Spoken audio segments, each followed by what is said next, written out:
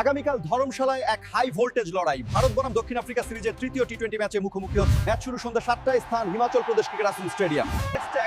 Series এখন এক সমতায়, দুই দলেরই এগিয়ে যাওয়ার লড়াই। পাহাড় ঘেরা মাঠে ব্যাট বলের লড়াইয়ের জন্য প্রস্তুত উভয় দল। পেয়েছেন ওয়েলিংটনের বেসিন রিজার্ভে দ্বিতীয় টেস্টে দাপুট জয় নিউজিল্যান্ডের।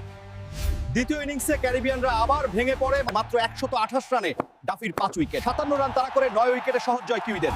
সিরিজে 1-0 এগিয়ে কিউইরা। শেষ টেস্ট 18 ডিসেম্বর থেকে। দুবাই এশিয়া কাপের গ্রুপে ভারতের অনুর্ধ-19 দল মুখোমুখি হচ্ছে পাকিস্তান অনুর্ধ-19 দলের।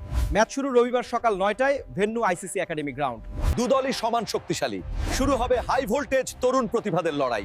অপেক্ষা এখন শুধু টস আর মাঠে নেমে আগুন ঝরানো ক্রিকেটের। হোবার্টে উইমেন্স বিগ ব্যাশ ফাইনাল শুরু। পার্থ স্কচার্স নারী দল টসে জিতে ব্যাটিং নেয়। 5 ওভারে 30 বিনা উইকেটে এগোচ্ছে পার্থ। ফাইনালে জমে উঠেছে হাই ভোল্টেজ লড়াই। আপনি কাকে সাপোর্ট করছেন কমেন্টে জানান।